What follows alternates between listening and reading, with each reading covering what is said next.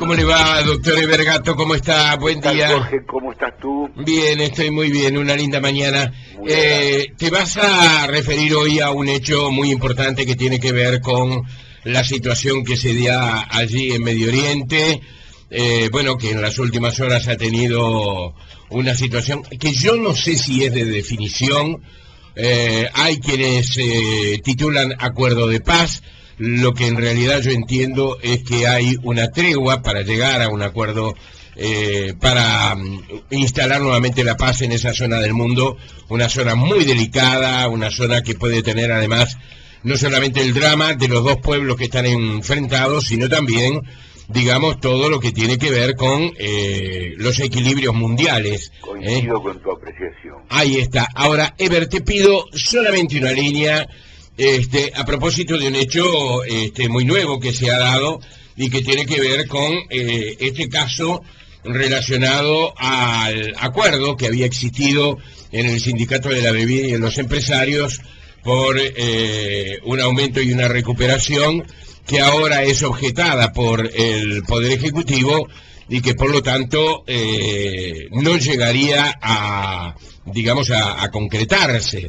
Sí, es un hecho importante, Jorge, sí, verdaderamente, porque el Poder Ejecutivo dio una señal clarísima de autoridad, ¿verdad?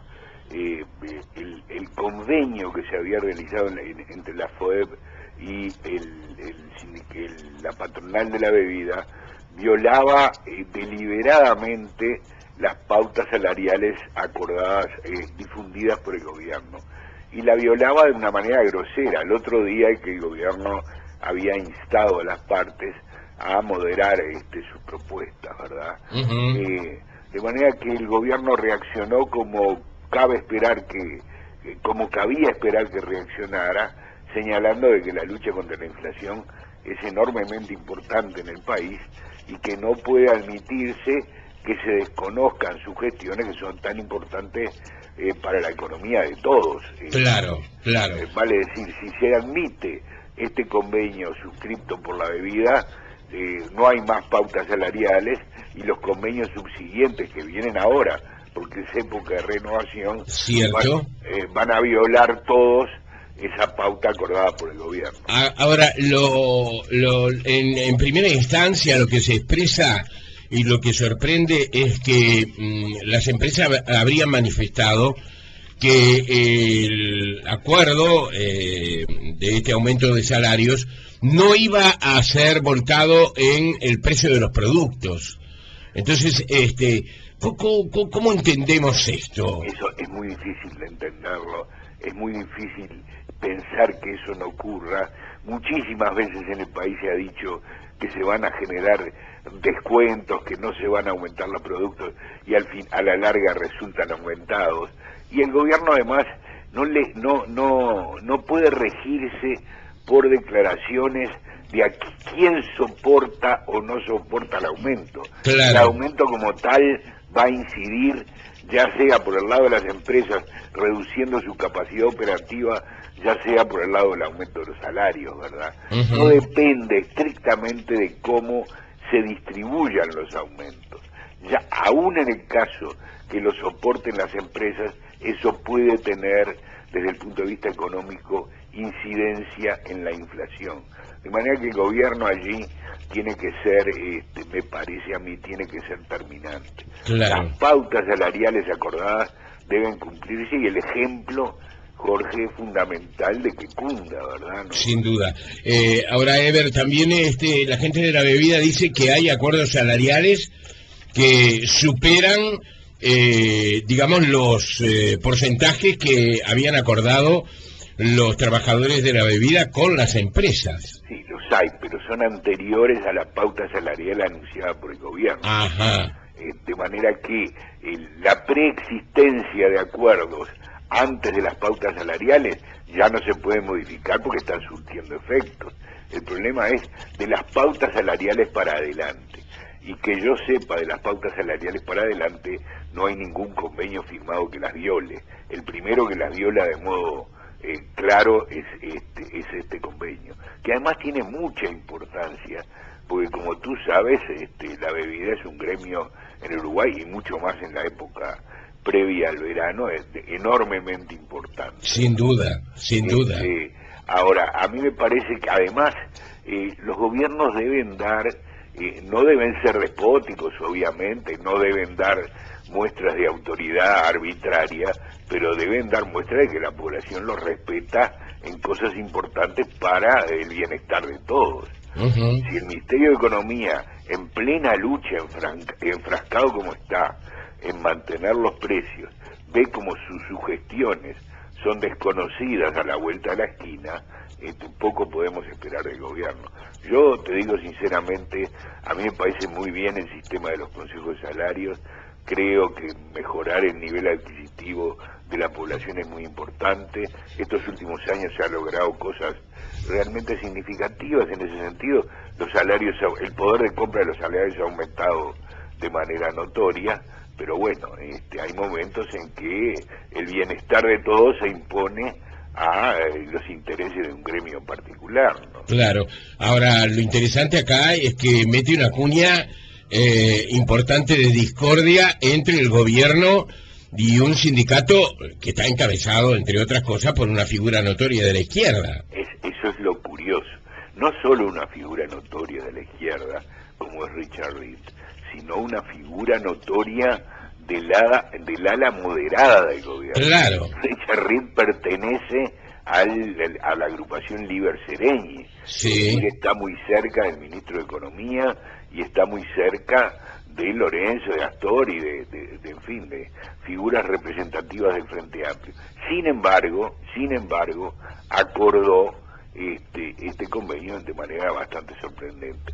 Probablemente por razones de política propia, personal, en fin, yo no quiero adjudicar intenciones, sí, pero lo cierto y concreto es que generó un problema fuera del gobierno y dentro del gobierno. No sé si viste que el vicepresidente salió a apoyar al gobierno, ¿no? Sí. De manera que le quitó credibilidad a un hombre importante en su agrupación, pero creo que no tuvo más remedio que hacerlo. Sí, ahora, de cualquier manera, hay un procedimiento legal por el cual este 10% puede llegar a aplicarse. Puede llegar a aplicarse porque la ley no es demasiado clara en esa medida, la ley de consejos de salarios, y en la medida que dos de los protagonistas votaron, el Poder Ejecutivo quedó minoría, y la ley establece que se lauda por mayoría. Sí. De manera que ahí yo no conozco en detalle el tema jurídico, pero recuerdo bien que se lauda por mayoría. Así que no sé cómo se las arreglará el Poder Ejecutivo en caso de que no fuera... Hoy se reunía en asamblea, si no estoy mal informado. Sí. En este momento están reunidos, Eber. Y de lo que ocurra de esa asamblea podemos tener o un arreglo o un conflicto sindical duro y difícil. Sí, de proporciones. El PIT-CNT ya anunció su apoyo a la bebida, si bien salió a mediar y a buscar fórmulas intermedias y logró una fórmula que aparentemente podría llegar a convencer a todo el mundo, que es bajar la inflación estimada de 7,5 como se fijó en este acuerdo a un 5, que es una fórmula aceptable para el gobierno. Claro. Pero en definitiva tenemos que esperar a ver qué ocurre ahora en esta asamblea. Sería muy malo, Jorge, que en este momento para el país que los índices económicos comienzan a torcer su dirección, tuviéramos un conflicto. Sí. Fíjate tú que se siguen moderando en el tercer trimestre todos los aumentos en los distintos rubros y en los distintos, de manera que un conflicto nos haría mucho mal.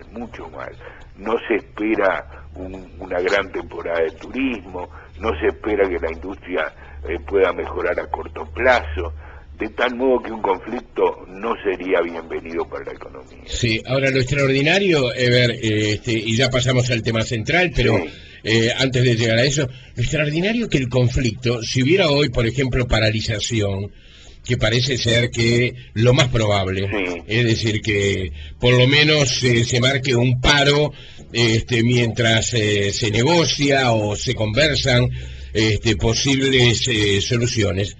lo extraordinario que el paro no es contra la empresa, no es contra los empresarios, no hay un enfrentamiento ahora contra los empresarios. Es decir, estaríamos asistiendo a un hecho, yo no diría excepcional, porque no sé de la historia de la economía uruguaya en el pasado y de este tipo de cosas hacia el pasado, pero digo, absolutamente inusual. Sí, por lo menos, es decir, inusual en dos planos clarísimos.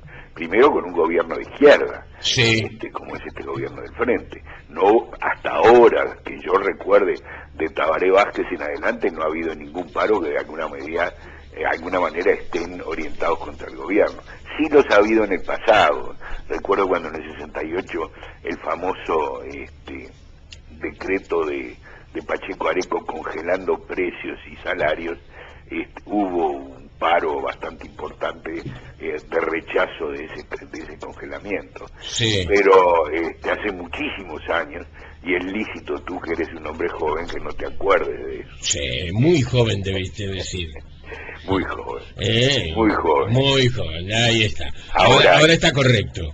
Bien, el hecho que de este paro es verdaderamente extraño, y te repito, es extraño además en la forma que se da y en esta actuación a primera vista inexplicable de Richard Reed, sí, y además sí, alega que se va a retirar de la vida sindical para dedicarse a la vida política. No se sabe si todo esto no era la mejor forma de él de retirarse para ingresar con gloria a la vida política, en fin.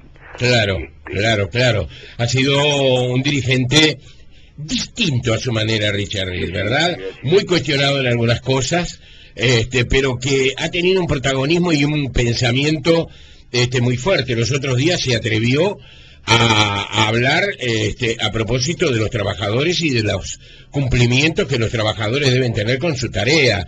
Expresó, por ejemplo, que el trabajador de hoy, en general, él dijo, yo estoy generalizando, pero no tiene algunas cosas que tradicionalmente han caracterizado al trabajador uruguayo, como por ejemplo la asistencia al trabajo, el cumplimiento del horario, una cantidad de cosas interesantes. Lo otro, y ahora sí terminamos con este tema y vamos al otro, es que esto llevó a la superficie un subsidio sobre un sector que muchos también discrepan, porque dicen, ¿cómo es que hay un subsidio para la cerveza? ¿Cómo es que se subsidia algo que es considerado incluso por la Junta Nacional de Drogas como la droga más poderosa, ¿no? Estoy hablando de droga, no estoy diciendo que esto sea cocaína, ¿verdad?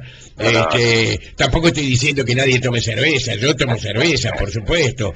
Estamos hablando del exceso, ¿verdad? Claro. Del alcoholismo como un mal social muy poderoso. Y entonces, ¿cómo se está subsidiando esto? Sí, además es un subsidio encubierto, sí, con un mecanismo bastante extraño de aplicación. Esto fue durante el gobierno de Tabaré Vázquez, no fue durante este gobierno. No, ahí está, fue el gobierno de Tabaré Vázquez. Pero que además, Jorge, en forma bastante inusual, es casi desconocido por todo el mundo.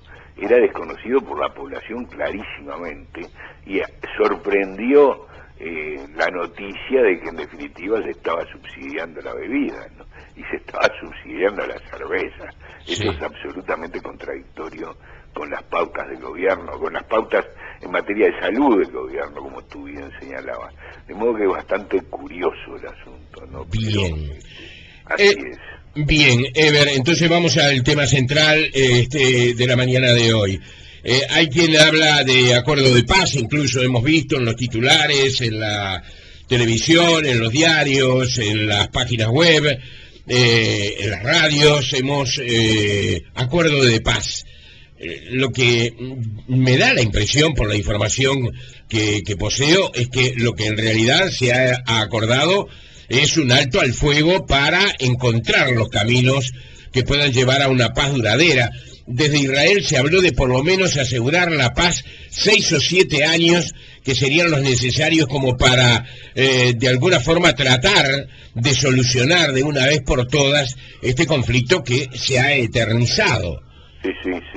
Yo te decía que coincido contigo, creo que es una tregua, así debe evaluársela, porque no hay base de paz definitiva y se está muy lejos de llegar ni siquiera a una tregua firme sobre bases absolutamente aceptadas por ambas partes y con perspectiva de consolidación. Lo que hay es un cese al fuego que incluso no se sabe en qué medida va a ser cumplido, ¿no?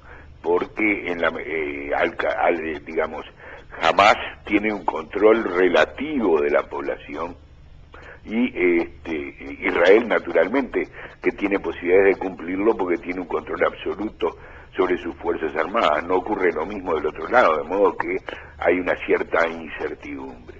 Lo cierto es que de todos modos todos damos un suspiro profundo de alivio, ¿no? Sí. Ya la muerte de 140 palestinos en pocos días Sí. está poniendo una nota de inquietud muy fuerte. Yo te decía el otro día que la Franja de Gaza es la peor posición militar imaginable, porque es a cielo abierto con una concentración de población absolutamente inusual. Hacinados.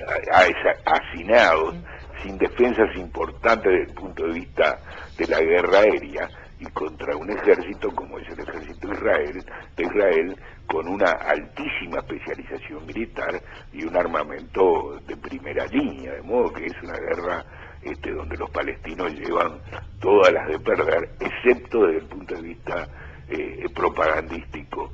Y si es cierto, como dicen, que, en fin, 140 muertos más o menos no los inquietan, y es una contribución importante a su, digamos, posición político-militar, es su posición política, ¿no? Sí. Para decirlo más claramente, no tienen problemas en sacrificar población si eso conviene a sus intereses.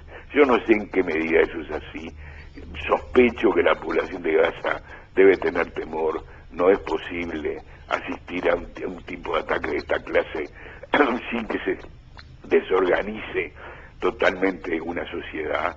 La sociedad de Gaza además no está muy bien estructurada, ¿verdad? Sí. Está muy desfibrada desde el punto de vista de las pautas de convivencia, de modo que pienso que jamás debe haber también asistido con alegría a esta tregua.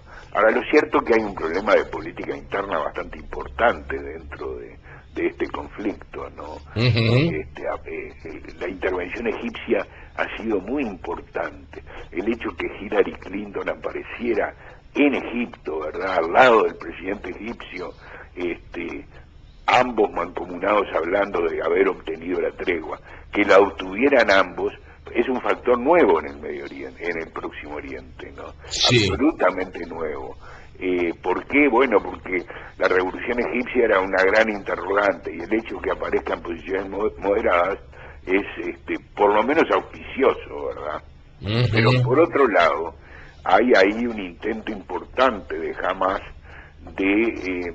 no de Hamás, del gobierno egipcio de separar a Hamás de Irán, ¿verdad?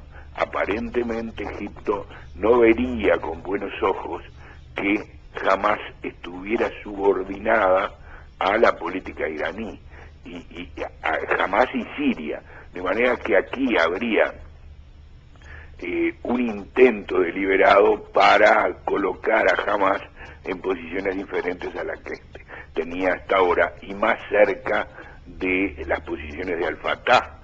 Si eso fuera, también sería muy positivo. Como bien sabemos todos, ahí el extremismo palestino está comandado por Hamás y Hamás responde en gran medida a los intereses estratégicos iraníes. Irán es el que le ha proporcionado la tecnología para fabricar cohetes y seguramente cohetes considerados en sí mismos a las fuerzas palestinas. De manera que en ese tablero separar a Hamás de Irán y de Siria, colocar a Hamás cerca de Egipto y a su vez cerca de las posiciones de Al-Fatah sería un paso importantísimo para la paz. Si es que esto, que son especulaciones, realmente fuera así. La política palestina es tremendamente compleja de analizar desde afuera. El ajedrez de los distintos grupos es de una confusión absoluta, de modo que para un observador que lo mira de afuera no es nada fácil descifrar cada uno de los movimientos, pero sí, la explicación interna fuera tal como la estamos manejando, habría un paso adelante. Lamentablemente del lado de Israel no hay demasiadas condiciones para una paz incondicionada, o para decirlo de otro modo, el gobierno de Netanyahu es un gobierno duro, un gobierno difícil, un gobierno con el cual no es sencillo negociar. Es la derecha israelí, una derecha pura y dura, de manera que, en fin, el optimismo que pueda dar esta posición egipcia hay que moderarlo con la falta de entusiasmo que seguramente va a mostrar el gobierno de Netanyahu. Ahora, eso no implica que no se pueda llegar a mediano plazo a una paz. De todos modos, ahora se enfría el conflicto, ¿verdad? Sí. O el intento es enfriarlo. Sí. Incluso, ya se habla de que se permitiría nuevamente el tránsito de personas y de bienes por la Franja de Gaza, que por otro lado sufre un profundo desabastecimiento. Bueno, y todo eso es positivo. Los israelíes, el pueblo israelí, es profundamente amante de la paz. Están cansados. Exactamente. Tú sabes que yo estuve hace 2 meses atrás allí, hablé con jóvenes soldados que se estaban precisamente preparando, estaban en la conscripción, ¿verdad? Y están los jóvenes soldados, tú ves que hay un hartazgo de vivir en permanente tensión, en permanente dificultad. Además se sienten cuestionados en el sentido de que, como tú decías, tienen un arsenal bélico de primera división, ¿verdad? Uno de los más poderosos del mundo. Por lo tanto, cuando responden o atacan, la opinión pública internacional se vuelve contra Israel. Noté cierto cansancio también sobre el poder de los religiosos. Recuerdo que un soldado, por ejemplo, que estaba conversando, me expresaba concretamente que la religión debería separarse más, debería estar más separada que de la política, de lo que está en Israel. ¿Eso te dijo un soldado? Sí, sí, sí. Es clarividencia. Sí, sí, que los grupos religiosos son muy radicales, porque existen de las dos cosas. Existen del lado del palestino, existen los que quieren que realmente... Lo vimos por televisión los otros días, un representante de Hamás diciendo que estábamos asistiendo a las últimas horas de la vida de Israel. Y del lado de Israel existe también, sobre todo en los grupos religiosos,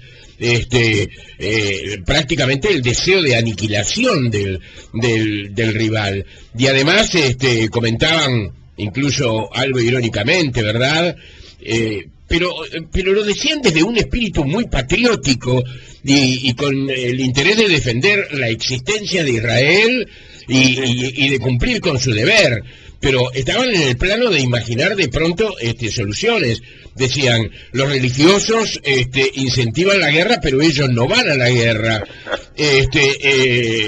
Los religiosos deciden, tienen una voz muy poderosa con respecto a acciones bélicas, pero sus hijos no van a la conscripción, no son soldados, no se integran a las fuerzas que arriesgan la vida y la muerte, ¿verdad? Exactamente. Es decir, me da la impresión, más allá de la enorme desconfianza que existe en Israel con respecto al comportamiento de países árabes, me da la impresión de que hay un deseo de calmar las aguas, ¿no? Naturalmente, yo creo que es exactamente así, que el pueblo de Israel ha vivido hace 60 años en una tensión constante, defendiendo su frontera, defendiendo su territorio, y no es bueno para ningún pueblo consolidar un Estado en esas condiciones.